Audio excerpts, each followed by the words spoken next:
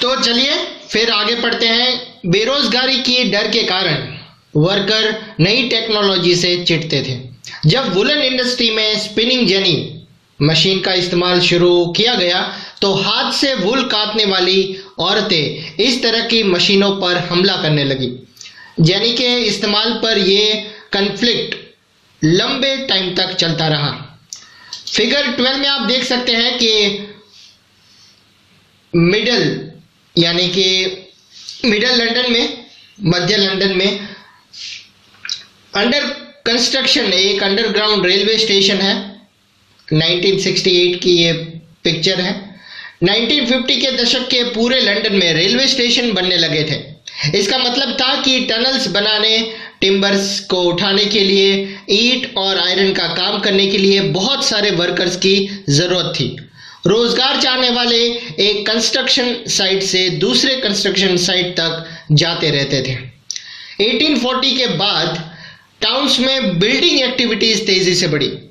लोगों के लिए नए रोजगार पैदा हुए, सड़कों को चौड़ा किया गया, न्यू रेलवे स्टेशंस बने, रेलवे लाइन का एक्सपेंशन किया गया, सुरंगें बनाई गई, ड्रेनेज और सीवर सिस्टम बिछाई गई, नदियों से तटबंध बनाए गए।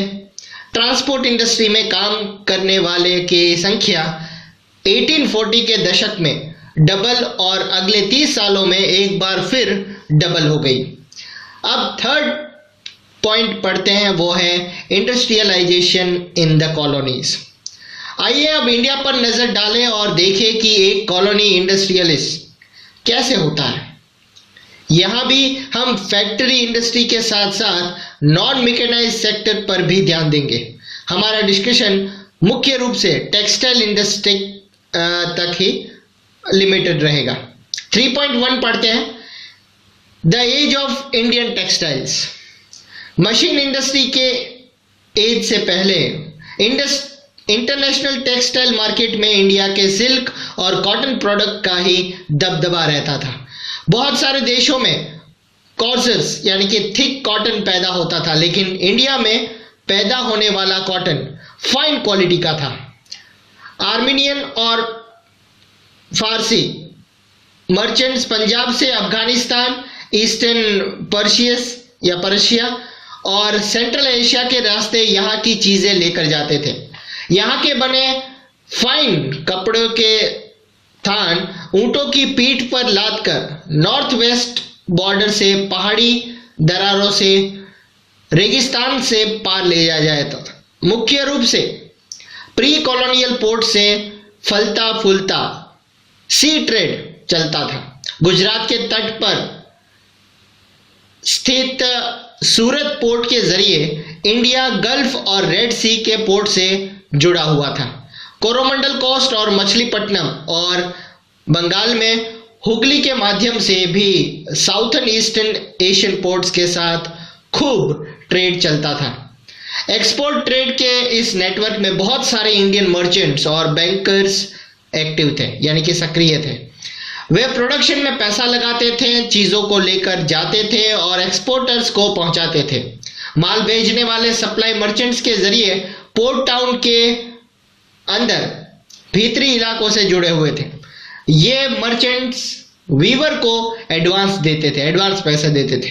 वीवर से तैयार कपड़ा खरीदते थे और उसे पोर्ट्स तक पहुंचाते थे। पोर्ट पर बड़े जहाज के जो मालिक थे और एक्सपोर्ट व्यापारियों के दलाल कीमत पर मोल भाव करते थे और सप्लाई मर्चेंट से माल खरीद लेते थे। 1750 के दशक तक इंडियन मर्चेंट के कंट्रोल वाला यह नेटवर्क टूटने लगा था। यूरोपियन कंपनियों की ताकत बढ़ती जा रही थी।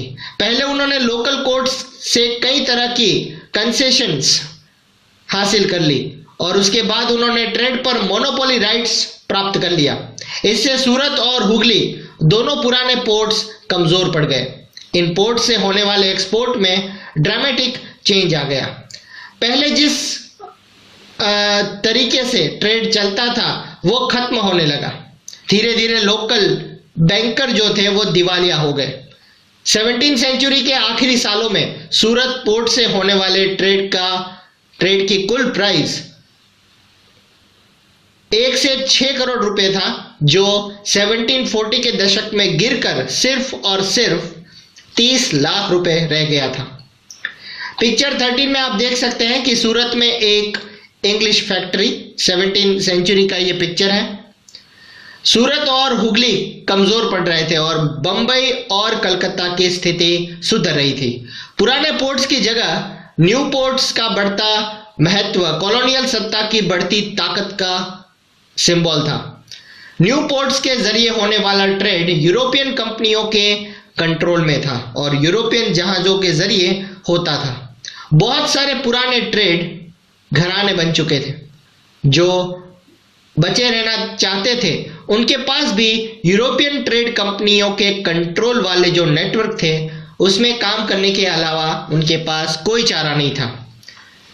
इन चेंजेस ने वीवर्स और दूसरे आर्टिशंस की जिंदगी पर किस तरह अफेक्ट किया, चलिए देखते हैं। 3.2 व्हाट हैपेंड टू वीवर्स।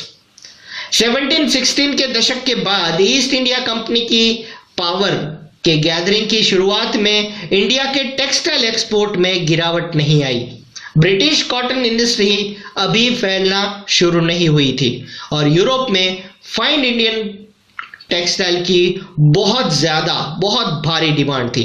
इसलिए कंपनी भी इंडिया से होने वाले कपड़े के एक्सपोर्ट को ही और फैलाना चाहती थी। फिगर 14 में आप देख सकते हैं कि काम पर लगा एक वीवर, गुजरात का ये पिक्चर है।